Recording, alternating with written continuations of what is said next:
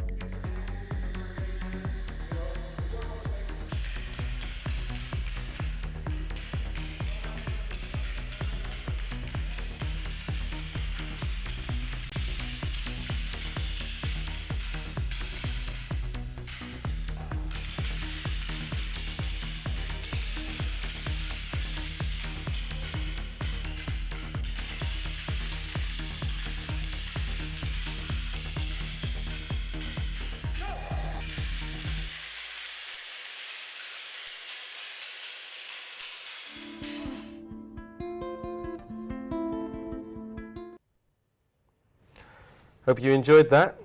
Just a little taster on what happens in our community. Maybe some of you know about this and you're wanting to get involved.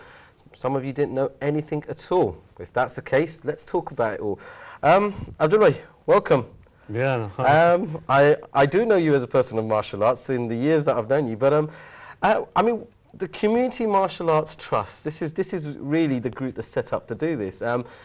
We'll probably go into the history of it a little later on in the show, but I mean, just for our viewers, what they saw there, I mean, give us a breakdown of what that was. Well, Hasnath, the big thanks from the youngsters for today's session. It was a big surprise. We were actually training today at 1 o'clock here, and suddenly the cameraman came round and we said, oh, okay. And the kids were like a little bit nervous in that, yeah. But then they realised they're going to be on TV. So I want to give a big thanks to the lads who actually did that under last minute pressure, yeah. They thought it was like an exam, you know. They got a camera there and they have to perform, yeah. How it all came about, yeah, it's very important because number one, I've been in the community for a long time and counsellor. You know, a lot of people are into football and I'm not. I'm on the other side, yeah. Like the Bruce Lee was one of my legends, yeah, and Muhammad Ali as well. And I realised that martial art is like a kind of a business in the, you know, out there basically. So if you want to run a martial art club, it costs a lot of money, you know, and that money is then kind of like put upon the students. And I was looking at various different clubs, the way people do martial arts, and I realised that in our community, if martial art isn't affordable and accessible, we're not going to be able to promote martial art in our community. So yes, I was one of the founding members with some of our other members that will be coming very soon as well. And we realised that, look, what we want to do is we want to fuse martial art, youth work and community work together. You've got so many different other youth organisations out there, and we wanted to bring all those concepts in together, but we want to base it with the martial art discipline. So what we wanted to do is basically bring modern and traditional martial arts, bring it together, bring youth workers together, bring community workers together, and run a holistic community program that is affordable and accessible to the community. A range of different styles, from modern to traditional, on various different benefits: health benefit, self-defense benefit, arts and performance. What you saw in the clip with the kids doing the sticks, you know, traditionally in Bangladesh, right, Lathi fight was very, very popular, yeah, and we want to popularize that culture. We want to bring that culture back in again, yeah, so that, you know, the youngsters can realize that even in Bangladesh we had a Lathi fight system that still being practiced, but it's not been promoted, so we want to do that. And also youngsters get an opportunity to go on shows, TVs, and now the film industry is really big now, yeah. I've got friends, you know, colleagues who are in the film, they're in the Star Wars movie, wow. The Raid film, you know, one of my teachers is one of the actors in the Raid film as well. So there's a lot of opportunity for our community, and we're not harnessing that, and that's what we wanted to do, yeah. And what we're using this as an organisation to kind of like tap into all that. We need everyone's help and support in this, by the way. Good, good. I tell you what, I mean, we're gonna go into a lot of that later on, because I think what's really interested me, and I'm sure the viewers want to know, is what got you into it. So let's keep our lips sealed on that. And I think I should probably talk to some of the others that are involved with you, because we're talking at different arts now. The art that they saw on TV there was obviously the stick karating art, or Lathi fight, wasn't it? Well, let me just give you a background. It's Filipino martial art, and what I've done is I've brought various different styles of the Philippine disciplines together, yeah? And that's why there is a mixture of different styles. Even within the Filipino system, there's so many different styles. And I had the opportunity with my colleague, Shamim Haq, who's one of the most senior Carlis Illustrissimo practitioner in the UK and probably in Europe as well, renowned in the world as well. Yeah, so both of us took it up, and both of us learnt various different Filipino systems, and we were fascinated with the weapon system. I mean, the people we have here, they're all on different systems, aren't they? That's right. Yeah. And what I wanted to do is actually do a broad umbrella, make the family big and broad. So what we've got now is I've got instructors around us here now. We've got Taekwondo, we've got Judo, we've got JKD, and we've also got Silat as well. We've got also a Silat instructor that helps us as well. So we've got a range of different, like I said, modern and traditional. I've just now partner up with a very, very good Bangladeshi brother, lad, whose original Thai route goes back to the original club that's sponsored by the Thai government, okay? And he's doing a free seminar tomorrow in Whitechapel, yeah. I'll be promoting that a little bit later on as well. Good. So, and I've just brought in another Wing Chun teacher in as well, yeah. So there's a lot of instructors out there. To go through then, they're coming on board, and we're going to create a martial art instructors forum as well. Okay. Let's speak on our style-specific people here. So, Khosrow, welcome. I have you down as Taekwondo. You do indeed. Taekwondo is another martial arts. Just to clarify, the different disciplines of martial arts, they're all martial arts are good. If you're going to ask the question, which is better, why do people study different martial arts? it is what they prefer, actually. If you practice a martial arts continuously, you'll be good at it. So, you know, you always get asked the question, would this beat that, would this beat that? There is no such thing. If you So, I mean, it's not a sort of, it's a natural gifted, and unless you're gifted, this is an art you can do. Taekwondo is there for everyone, practice makes perfect, I mean, Taekwondo is primarily a kicking art. Yeah. So automatically people assume that you have to be flexible in order to practice Taekwondo, you need to kick high. Absolutely not. I mean, just to give our audience a sort of understanding, maybe using the Hollywood world as an example. I mean, Taekwondo, where are we seeing that a lot of, or what actors may be out there that we do a lot of that? Well, Taekwondo, most actors study all different martial arts. Right. You spoke about Steven Seagal before, and other actors. They all study all different martial arts. They excel in one particular martial art, but they study everything else. Indian actors even, they study Taekwondo. Right. I know our audience might be familiar with Indian actors. I think Akshay Kumar. Yeah, Akshay Kumar. Yeah. You know, he's quite an exponent of Taekwondo as well. So there's different fields where Taekwondo is actually practiced. Very young people practice Taekwondo right up to very old people, because it's not just about the self-defense. There's you know, there's suppleness, there's your flexibility, there's all other health aspects that really help with martial art. It's a good foundation to have. If you're a young person, ideal foundation to have. A martial arts foundation teaches you discipline, teaches you how to work with other people, teaches you to use your own initiative, timekeeping, all sorts of things that will help throughout your cleanliness and hygiene as well. Everything else. So martial arts isn't just a sport where you go about kicking and fighting. It's not, absolutely not. And that's the message I think we need to get through to our community, to our parents, especially our parents, because I think our parents are missing out on an opportunity. Because if a child attends martial arts classes, the discipline that they learn can be used in school as well, in their homework. I've seen, if I want to term them as unruly young people coming into the dojos and martial arts classes, where they're out there in the streets, you know, they're a bit of, you know, and then they're not in an ideal situation. They come into martial arts, or they started off a bit unruly, but then once they start getting into discipline, I've had parents come back that actually said, you know what, I'm not sure what you're doing here, but his or her behavior has changed out. Wow. And that's what martial arts can do to you. You know, so it's not just about fighting and kicking. You know, there is a lot to be gained from martial arts. And I was going to say, it's not just about men either, because we we have women here, and I think I should really turn over. Husna, welcome. Thank you.